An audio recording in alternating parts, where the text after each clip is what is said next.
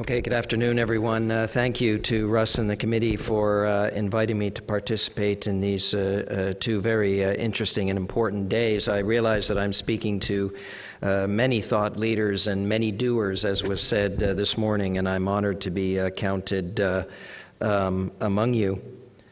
My charge today is to discuss whether or not increasing exercise or physical activity is important for preventing weight gain. And to follow up Ulf's very eloquent talk, I'm going to look at interventions in this particular regard. But at the beginning, I thought it was important to clarify a little bit the question. And the way I view this is to break the question down into two parts. The first part says, what happens when adults exercise or increase physical activity? And of course, I'm referencing now what happens to weight gain. And then the second question is, what happens when adults are encouraged to exercise or increase physical activity with respect to weight gain? I think those are two very different questions. They require two different types of studies, and the results will be very, very different. But I think, unfortunately, this is really a misunderstood concept often in this literature. So I know I speak to the converted here when I talk about randomized controlled trials, and of course in my life's work, this is the most important form of evidence, but there's really two different types of trials that are going to be important for answering these two questions.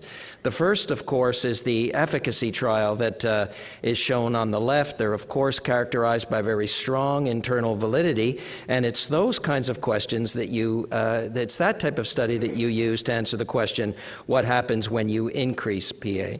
Now, the same randomized controlled trial or an effectiveness study is a very different design.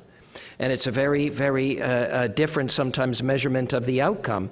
But what you're doing here is really asking what happens when you encourage people to increase physical activity. And this, of course, on the left is we're primarily concerned with the physiological response. If people do it, what happens? And on the right, of course, we're encouraged with, of course, when we use CBT or cognitive behavioral therapy, what happens to the same outcome in the same randomized controlled trial, but it's an effectiveness trial, a very different design. And you cannot mesh those two. You can't bring those two together, yet it's constantly done in the literature, and I think that is an error. So I'm going to speak to the first question, the answer to which would seem so intuitive, but certainly in the public media, you would think the reverse is not. And I'm going to begin, I think, quite appropriately with something that Jim Hill looked at this morning, and that was Jean Maillet's initial observations that he made years ago. And as you can clearly see, body weight on the top does not match caloric intake. So it was a seminal observation. Of course, it was cross-sectional. It has those limitations. But I think what it did instruct people like me many, many decades ago is that your physical activity levels and your eating might be disjointed, but it's very, very important. And it suggests to us that physical activity, of course, is going to prevent weight gain regardless of what you eat. And of course, Jim spoke about this early this morning. This is the cartoon from Jim's own work, as you can see, and I won't belabor the point. But again, what I'd like to do is look at the right side of this, or in the regulated zone, as Jim referred to this morning, and look at the evidence and ask, is this true? So this is a model as presented by Jim this morning. So if we looked at that and said, well, if people did increase physical activity and did increase energy intake, what would actually happen? What would we see here? Would the model prove true? Now, we've done a number of randomized trials over the years here, and I'll spend no time speaking about the weight loss observations. I'm just going to speak about the pale blue group here. So this was an exercise group that exercised as much as the exercise weight loss group, but what we actually did with this group was refeed them. So it's another way of looking at the same questions. If people consume more calories than baseline, and they increase physical activity, what do we see? And of course, what we reported several times now in the literature is that this reduction here, actually, sorry, I should say waist circumference there, but that's not the important thing. The important thing for my talk is that there was no change in weight or no change in BMI, despite the fact that these persons were consuming 500 to 600 additional calories every single day of the week to offset that. It was a challenge for us for them to not lose weight.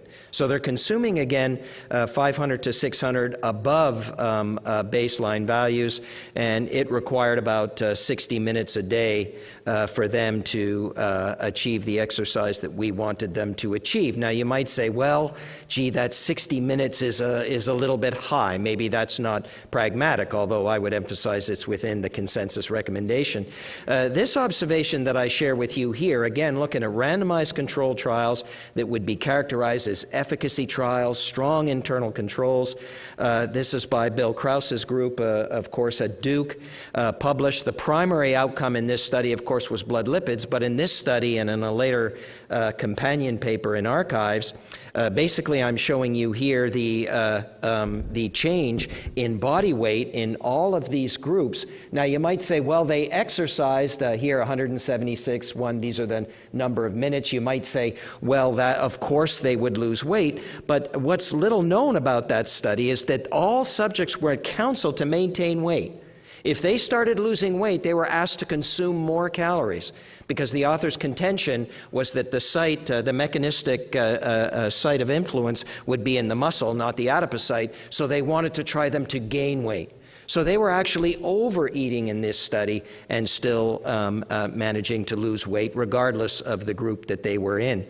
We've really recently finished a similar type of study, which I won't get into, other than to point out in the bottom sentence there that these people were asked to exercise something similar to Bill's study, but in here they ate no more. They didn't eat any less, but they ate no more during the study, at least as self-reporting dietary intake every day. Now, these were middle-aged participants. They were sedentary to begin. Again, in efficacy studies, we watch every step. We know exactly the energy expended throughout the exercise. The reason we know that is we measure VO2 every 8 weeks or so because we have to change the equations we use to estimate energy expenditure. We use accelerometry to look at whether there's been compensation in physical activity in the other 23 hours a day.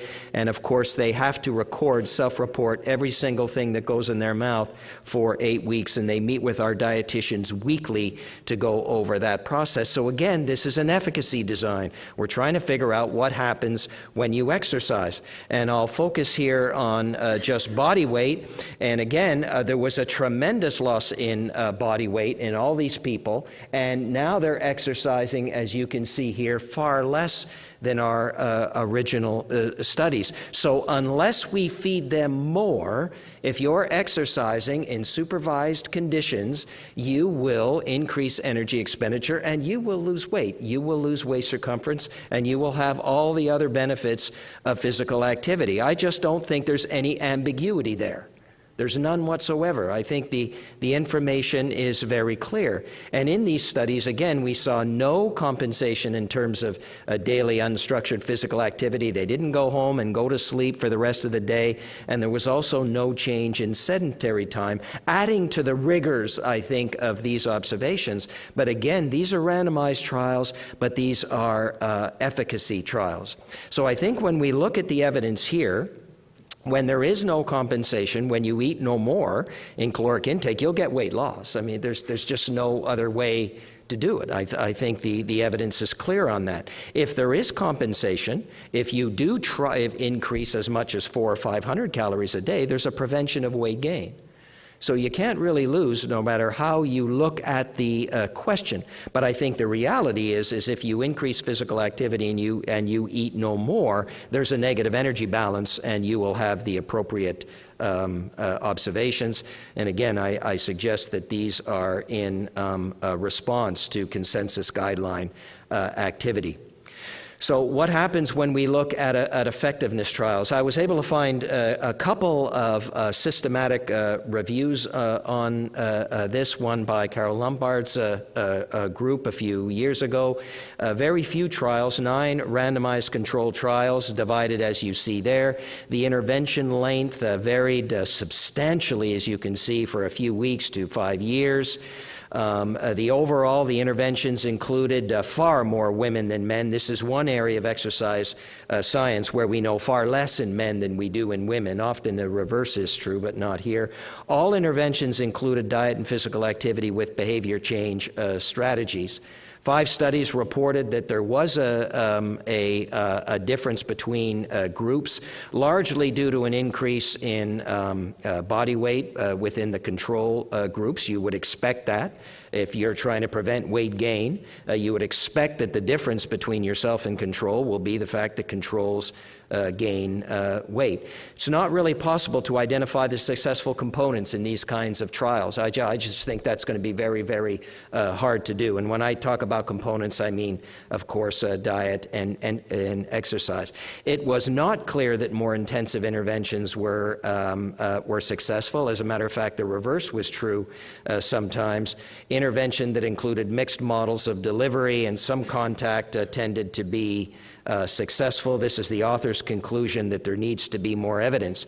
Just to show you what some of these look like, this is Mary Frauss at Harvard with the participants. You can read it for yourself. The intervention, again, is trying to use cognitive behavioral techniques to try and encourage, overcome barriers, duration 24 months. And again, you get observations that confirm the summary points that I just mentioned to you. The weight change here, you could say, is modest, but that's what you might expect the weight gain in the control group to be over a relatively short time, in this case 24 months. But here they were unable with the techniques, and I think that Ulf just questioned this, whether we have the techniques that measure fitness, physical activity, as we would like. This was measured by questionnaire, not by accelerometry.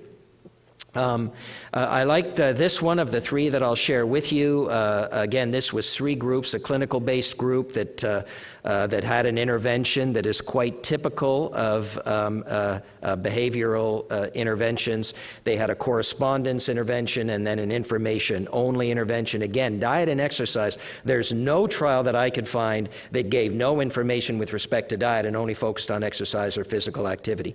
2-year duration with a 1-year follow-up. And you can see here that there was success in the clinical group anyway.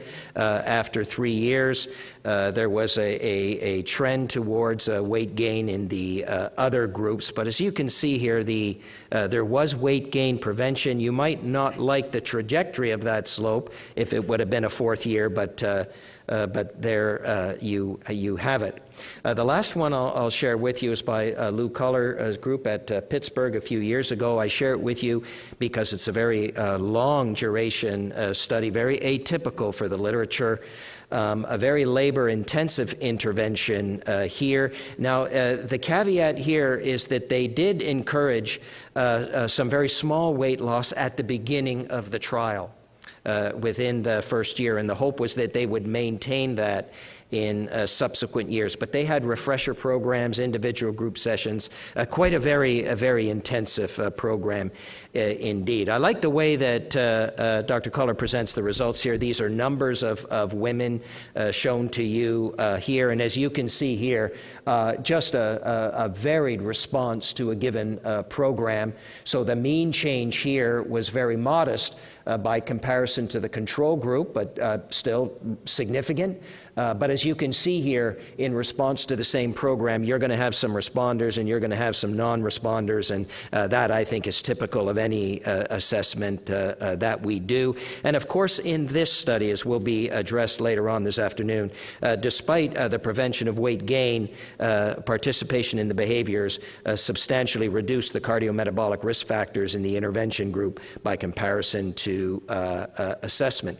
The last review I will look at, I came upon quite by accident, but because I don't review this literature, it's in individuals who generally were either schizophrenic or depressed.